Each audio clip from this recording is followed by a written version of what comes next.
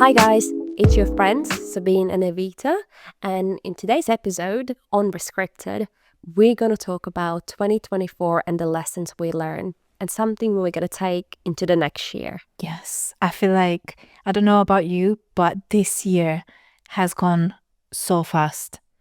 And I feel like it's just been a crazy and also very laid back at the same time for me. Yeah, I could see that because I remember now in September I was looking forward to Christmas and I was like, oh, so many months. And now I look at it and it's next week. Christmas is next week. I still need to do some of my shopping actually. For me, Christmas this year is cancelled. I have a Christmas tree behind there, but I feel like a Grinch. I'm fully Grinch this year. How come? I think because of there's a lot of things happening in spring, summer. My head is there already. And I feel like, well, things happen and we're getting married and Exciting. not you and me, but me and my partner. Yeah. But and obviously we need to save up and stuff. So Yeah. I think we're just kind of living for that right now. And just going back to Christmas, I feel like every year for some reason I feel less and less Christmas feeling. I don't know, maybe. You know, for me, last year was the most I've felt like Christmas spirit in a very long time. And I think it was because we moved in the house and we were hosting Christmas. And then we had the Christmas tree and everything. Like, I really had that feeling. Yeah, this year, I don't know, I don't have that Christmas feeling. But I spoke to some of my colleagues at work and they said when you get older, and I don't know if that's for everybody and then people can relate to it. Yeah. But they said the older you get, the feeling maybe dies a little bit more. But once you have a kid, it's the magic that. Because then it's like it's your job to create that magic of Christmas. I want to make it fun and very magical. I want them to be like that. delusional. From the get-go. The Lulu. There's the Lulu. But, okay. Well, now, if you have to reflect on a whole year, how would you describe this year in 3 words? Right. So, adulthood. Okay. Changes. Yeah. And reflection. Reflection. Okay. They're very serious. They are But I feel very like, serious. I don't know, it's just like a lot of big changes happening. And I want a lot of changes to happen next year. Okay. So I think that's why it's very serious. What about you? For me, I probably would say love. Aww. Yeah. Self-care. Let's put that in a one word, self-care. I agree. And maybe improvement. Yeah. So I would say. I think I feel the ones you said as well.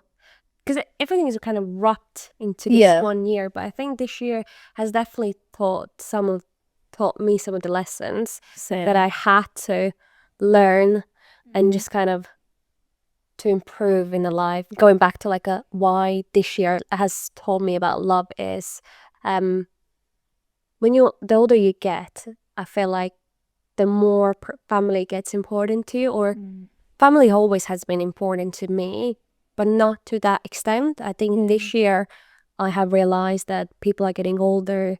I have to reflect on a lot of things and the relationships that I have and the relationships I have lost with people. And I had this feeling that I want to build a relationships maybe that wasn't there in the first place just because it's like a family. Like a forced. Yeah, well, not only like a forced out bad way, but it's also in a good way. For example, like if I wouldn't take the initiative to do these things or or speak to these people and someone is like, right, you need to speak to this person and it turns out lovely, you know what I mean? So but yeah, for me those are the three main words that I would say 2024 that I hope to take them into the 2025. Right. But as this episode said, this is all about the lessons we learned. Do you feel like you learned a lot? I think so. I think, funny enough, I think I learned a lot more towards the end of the year. I think there's a lot of realizations like yours. Do you think it's because a new year is coming and then you kind of think about it more? Or I think there's probably some part of that because, everyone is like, a new year, a new me. And then then they are sticking to a habit for a month or two, and then it all goes back to the... I think so, but also I think because this time is a little bit less, not active, but you're not as busy. Obviously, you're busy with Christmas shopping and doing And you have things more like time that. to actually reflect. But you have a lot more time to sit and think and reflect on the things that has happened. Yeah. So yeah, I think maybe because of the year and how much time I have for myself to be like, oh no, I have to sit here with myself in my booth. But yeah, so what have been your biggest lessons this year? Right, let me think about it. Because I feel like, you know, my year has been, like, there has been a lot of great events happening. Okay, what was the top obviously this year? I got engaged. What's with the ring? Don't be shy. Today I have nails done as well, so you can show that. and like the whole engagement was just so beautiful. Do you had a feeling that it might come? Yes. With me and my partner, we kind of, obviously it's not like, okay, this year we're gonna get engaged. It's not like that. But we do talk about our future and like how we want to, like, what moves that we want to make. And like obviously we think about, okay, we want to get married and stuff. So like obviously you kind of know the engagement's coming. Well, what? I can't stop smiling because you were the first couple that I have ever known that you bought your wedding rings before you were engaged. Oh my God, yes. You don't need to tell that to all. But I remember you were calling me and you were like visiting. That's not my fault though. I think it was a year before you even actually got engaged that I remember you calling me and you were like, so we bought rings. So me and Ben, we were with my dad and my mom was calling, oh guys, can you come like to this shop? We walk into this place where you clearly can see it's like a gold factory or something like that, like Latvian gold factory. And I was like, oh my God, like what are we doing? That's a lot. Like imagine poor Ben. That's a lot to take. Wasn't it? I try to remember, but wasn't his like a third or fourth time to be in Latvia in general. So it wasn't like he's been there multiple times and it's like fourth time he's there with your parents. I mean, he was traumatized the first one, so it's fine. He had like a full on, when he went to visit, he had like a full on, it was my dad's 50th and it was like everyone. So that's already a lot. Yeah, I had the same when I introduced my partner into my family. It was my little sister's. John was there. Oh my God. It was my little sister's graduation. And when you graduate, like we have different levels of graduation. You are middle school, not middle school. It's like the second primary school. No, not primary. I think it's primary, secondary school. Secondary is like the 9th grade. Yeah. You have your 9th grade. The graduation, then you have in your 12, which is a high school, which is like here GCSEs, A levels, and that kind of same level. And I remember it was my sister's 9th last graduation. Oh yeah, that is such a nice day. And I literally threw into the deep end with all my family, with everyone, even extended family that's not really my blood family. But to be fair, he took it like a champ, and they were communicating that thing, and some of the things. I just looked at it and I was like, if you want to run, you can. I'm not holding your passport in Daire's airport if you need to, but... I was just laughing that day. I remember because obviously I saw you were mortified because you're thinking, where have we taken him? And I'm just laughing because everything just seemed funny. To be fair. Now looking back, it's quite funny as well. But he took it well. Like he wasn't, I feel like he just fit right in. Oh, he did. He was so like relaxed. He was. And I think also I remember the story about how him and my cousin were about to take shots. So just a little background history and background history information. We're not talking about 2024. We're now going back. It's fine. But so yeah, that time when my sister had a graduation, we went to we celebrated afterwards, and we were by the lake. We had a barbecue. It was beautiful weather, beautiful. The most beautiful sunset in Latvia. It was gorgeous. And my cousin just turned 18, and in Latvia you can legally drink when you're 18, so it's all good. And my cousin poured a shot to my partner, but in UK and here the shot is 25 ml, whereas our single shot is 50 ml, so it's the double. Yeah. And I remember my cousin poured a shot to my partner, and and like for himself and my partner, and then gave a gherkin to bite without basically. So he was like, James, look. So my cousin drank his shot, bit the gherkin. I was like, no, you. And I just saw James looking at me and be like, I can't do What that. is happening?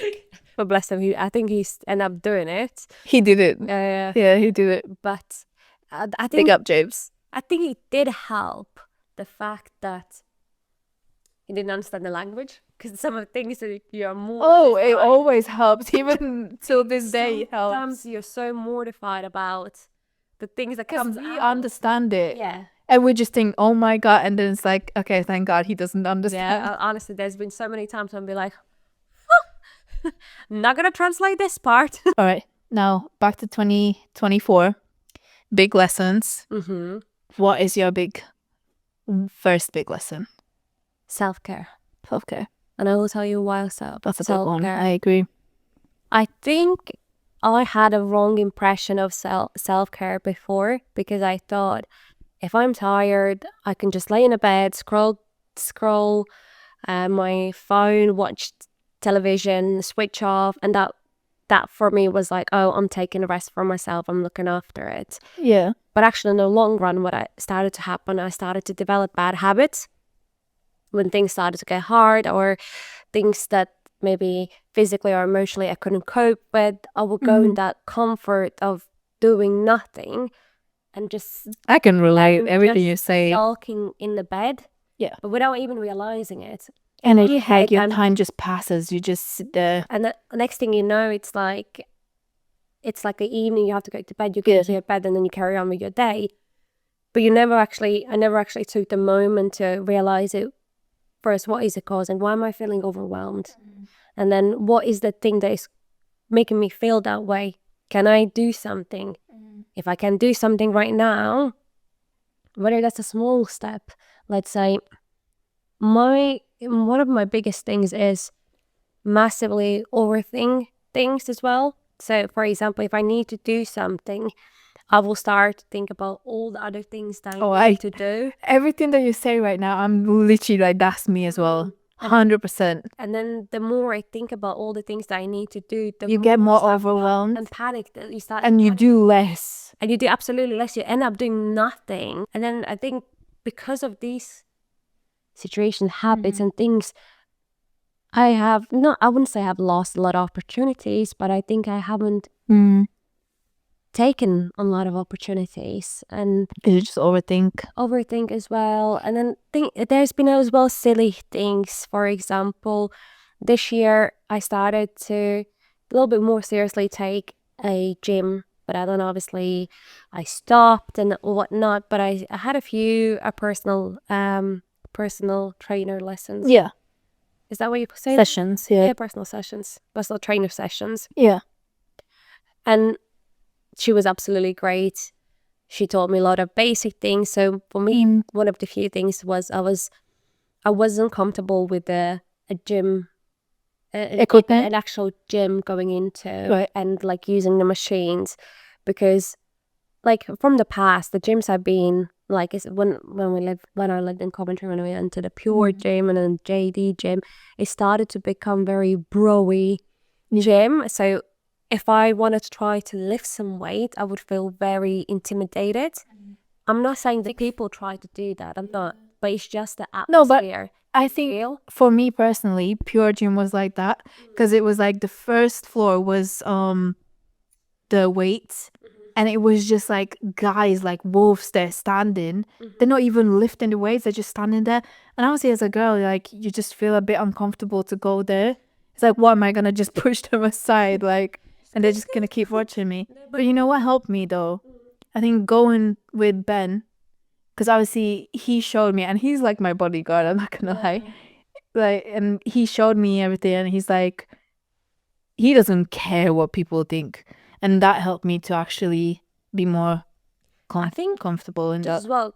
Kind of piggyback on what you were saying is, not only if you're a girl, but if you're a new beginner, you don't know the gym, you don't know the equipment, you don't know things, you just started, or you feel very conscious about yourself, going into that environment is so overwhelming. Yeah. And so, especially when it's busy. Exactly when it's busy. So when you said about like Ben going with you, we used to went to the gym. Yeah. And It was good when we were together. Yeah, when me and you went, you kind of forget about other people. Yeah. You just focus on what you're doing, and it's completely different. But when you're on your own, you're so conscious about everything you know. Sometimes get that feeling. But then I just zoom out.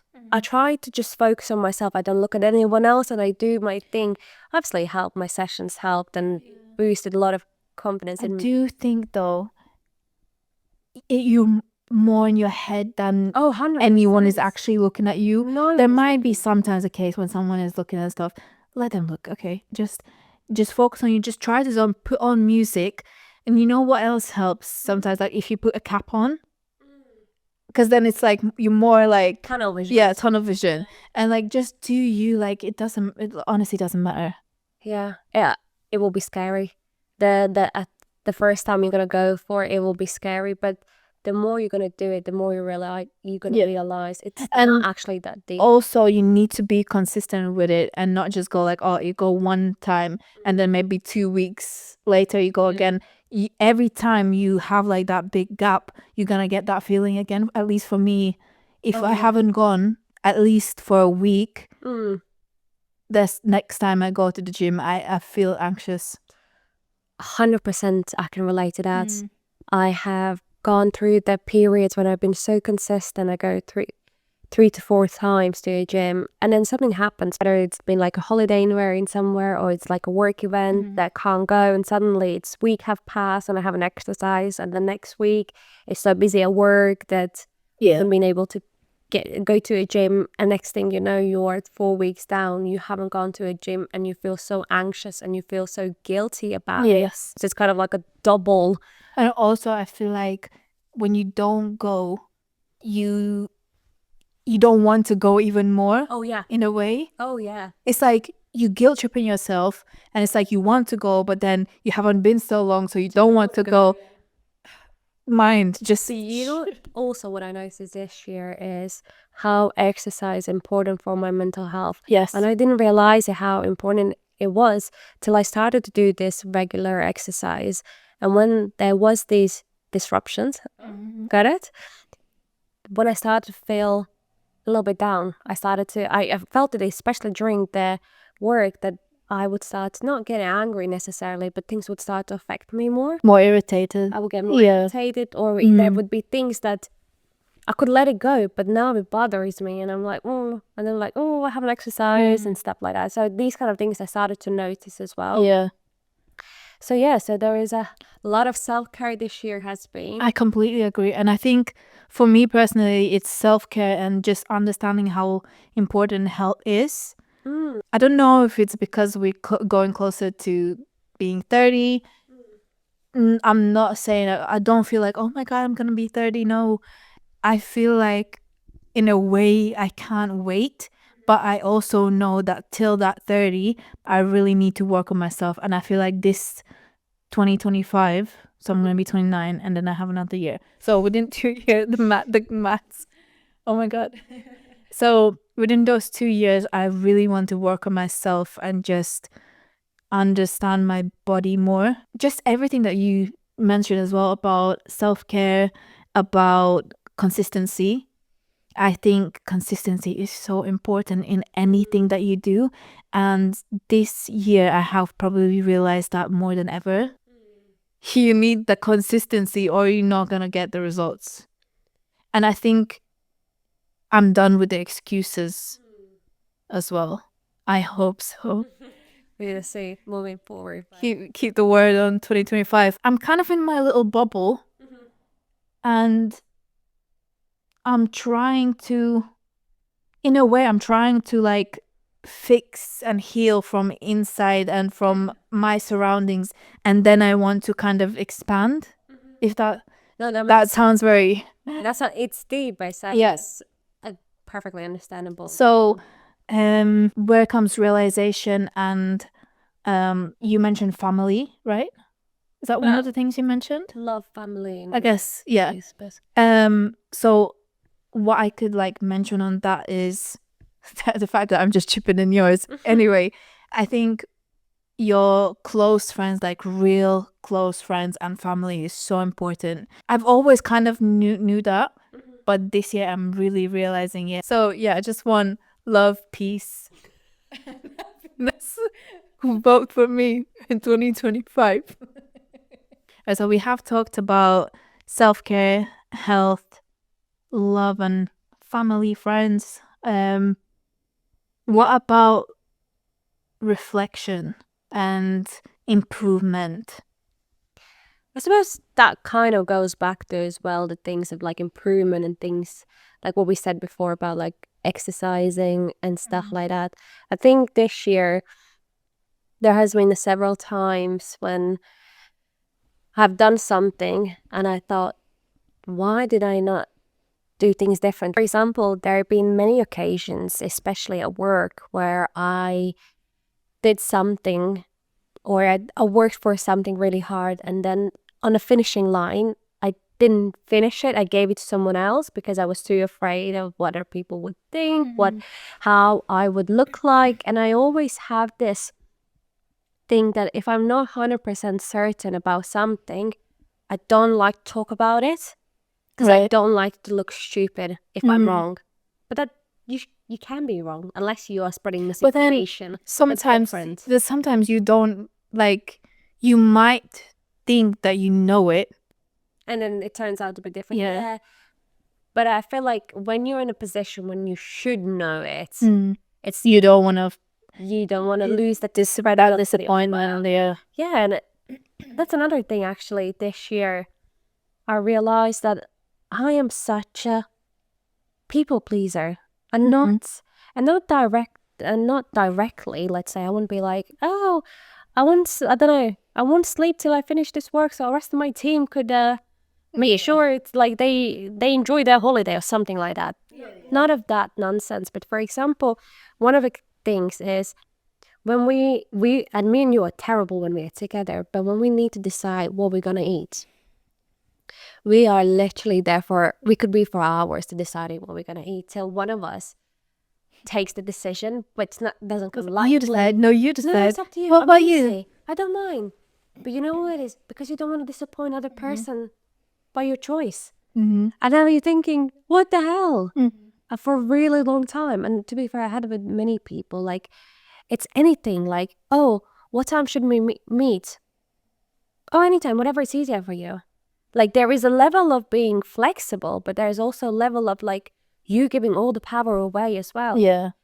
And then when you have two friends that are so people pleasers, it's like, it's like a table tennis, back and forth. So it's definitely something we need to work on. And there's other ways that kind of comes through the people pleasing. You always put yourself in the last position. I suppose I'm still really indecisive on certain things, on many things. I would like to blame on my horoscope, Libra. I'm always balancing in between, but it's also the part of like me trying to people please. And there's so many areas in any like a sector of my life, whether that's personal life, whether that's work life, whether that's like health wise, where I'm consciously try to please people. And even the things like me trying to, or me giving away the project because I don't want to look stupid and stuff like that, or me thinking, oh, it will be run by this person. Again, it's like, you know what if I go there, if I lead that meeting, and what if it is like a mess up? So what you don't want to bring like the you know what, in that case, and not I'm saying it more like drastically, but in both cases you would look stupid. Yeah. Because if you fail, you would look stupid, but then if you didn't do it, some people might think you're stupid because you don't know and you're not really do you know what I mean? Yeah. That's an extent, but I get what you mean. The thing is, again, we are way too much in our heads. And then we have a big issue with that. But we really need to work on it. Do that. And I actually saw recently where they did like a little experiment where in a school in England, what they did, they locked pupils' phones for 21 days. I think they were aged I want to say 12, 13. I don't know what grade this is. Like young teenagers. Young teenagers. And they locked their pupils, school students' phones into like this glass box that was displayed in the school, and for 21 days. So they didn't have the phone during the school, after school at all. And you could see the people started to like, the kids started to play a lot more. They said they felt less anxious going to bed. Yeah. A 12-year-old talking about how less anxious they feel. And then the fact that they are speaking more to people, be more present and things like that. I think there's a lot of people are struggling with these. Yeah. Being in your own head, and the technology in the like era where we live, it's amazing if you know how to use it. Otherwise it's destructive. That benefits you. Yeah. Definitely. 100%. In regards to kind of being in your own head and stuff, do you think that COVID has affected that as well? Because for me, after COVID, I have some things that it was me and Ben actually were talking about it, and I think it's definitely affected in a negative way. Okay. I've never been a very social person, you know that, but now, like after COVID, it's even more. Like, I don't like to socialize. I genuinely don't like it. But what do you think? What is that thing that you don't like it? I don't know. If you have to think, like, trying to pinpoint. I do. You know what? I saw a video where someone was saying like there's extroverts and introverts, and then there's something else. I don't remember the word right now, but it's basically you are mainly introvert, but you are extrovert with the right people and in the right environment. Okay. And I'm definitely that, and apparently actually 80% of people are that. For me to be comfortable, it does take a little while to kind of like get to know the person and all that. But it's not even that. It's not an issue with people. I just genuinely, I'd rather be on my own in my little bubble than socialize. But what it takes from you away, what is it a thing that affects you the most? Is that a feeling? Is that a... Probably... Is that a like energy level? I don't know. All of it. It's the way, I guess it's a feeling because it's the way I feel. I think the whole me not liking like to socialize with people, it's part of realization, and also it's something I want to work on, because I do think it's important to build contacts and just being out there. Networking. I think that is important, but I have understood that for me, because obviously everyone has like you have your job, you have your daily kind of things that you have to do. And I think when I am recharging, I'm not the person who loves to go out with people and socialize. For me, that is draining. Yeah. So I think I have kind of understood that, but I think I'm realizing how important that is to me, to just have me time.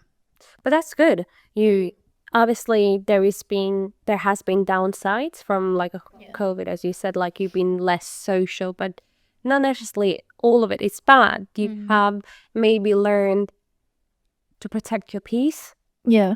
Being in that peaceful zone, and then when you are out, maybe you're that type of person who, when you socialize, you give energy out. I am. Also, like talking about COVID and how it negatively impacted me, I feel like physical touch, and I'm not talking about my partner, but I'm talking about just even with you, like I feel like, I don't know, maybe it's also age, but you know, like when we were like younger, we were a lot more touchier and just not in weird ways, but just like friendly. Yeah. Don't have any thoughts. Just more. I know what you mean. It's like, or you like put a hand It's on the like shoulder, and it's like it doesn't feel natural, and it's like a bit like, and it's not like it's awkward, like because I feel comfortable with you, but it's just I feel like it's a bit weird, and then I'm thinking like, why is it weird? I don't want it to be weird. A lot of people, and my sister, she was talking about how she feels weird to have any physical touch outside of her like immediate family. And she's like, it's weird because like I used to hug my friends or stuff like that, but now if the hug is longer than 2-3 seconds, it's like, no. just feels weird. Yes. No, she said it to me. To be fair, like I want to be able to do this. Besides us, like joking and laughing each other's like thighs or like legs and stuff like that.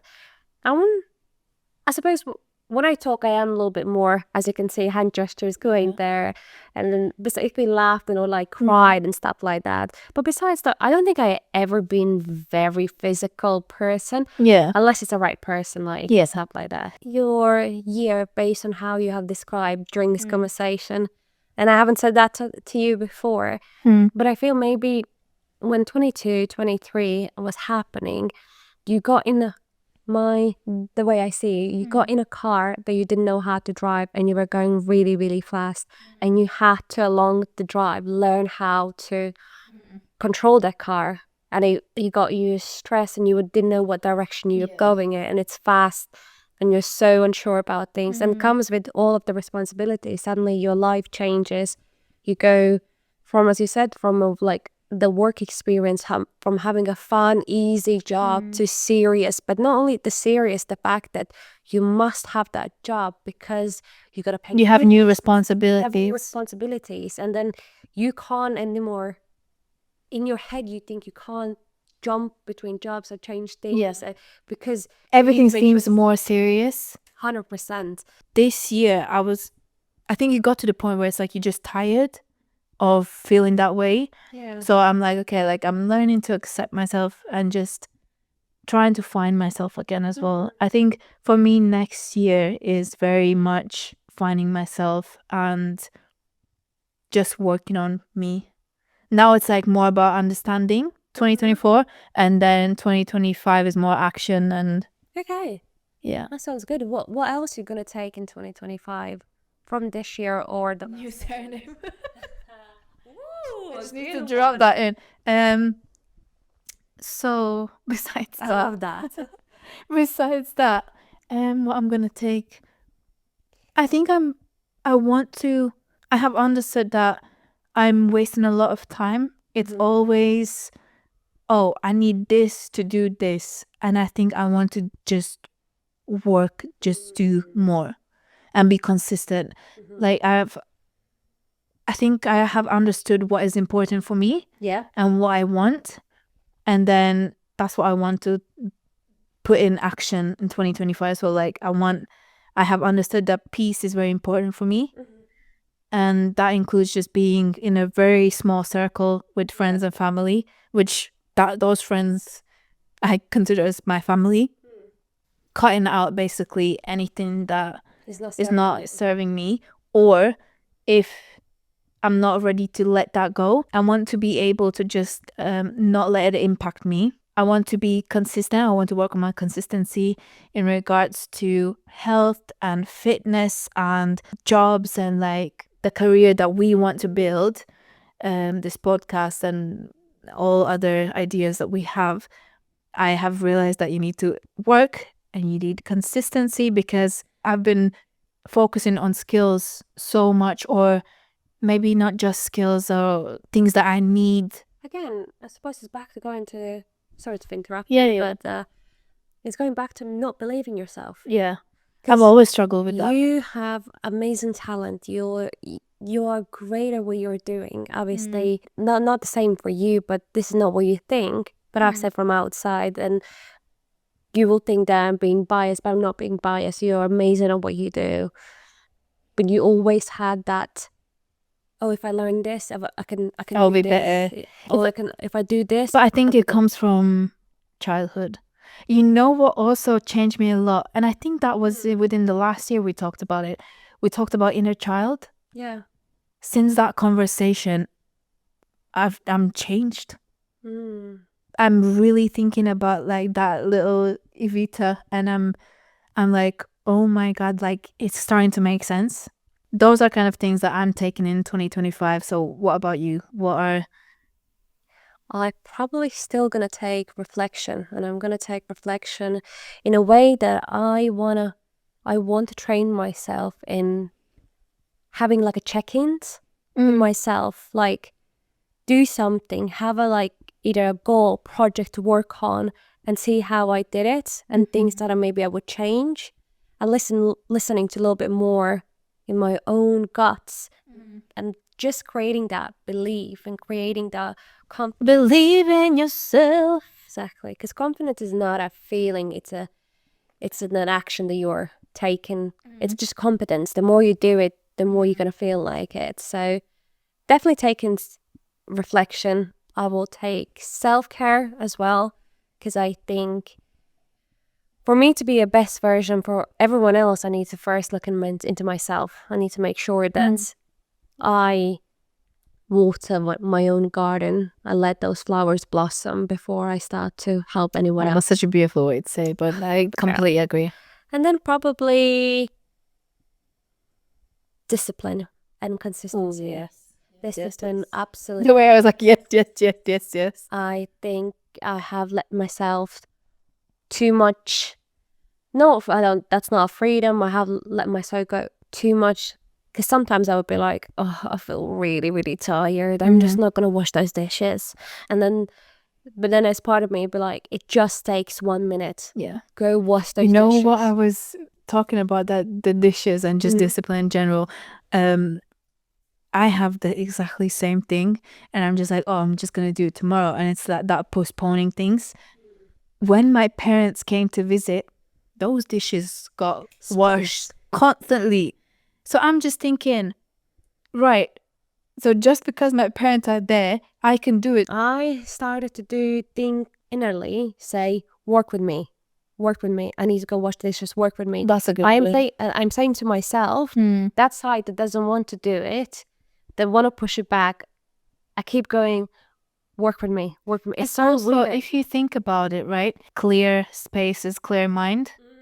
I need that. And if you postpone it, then next day, okay, you wake up and there's dishes to do, and it's just like, oh. So we just need to think about, okay, what can I do now to make it easier later on? And that's I think, where should we end our episode? I feel like we're going on a roller coaster. We started off with some funny stories and we went in deep. But no, I think next year is definitely looking very bright. I think the fact that we have launched this podcast end of this year, and next year we're gonna become with each episode better. And feel free to share your stories and what you have learned in 2024 and what you are taking in 2025. So thank you for listening to this episode, and we hope to catch you in the next one.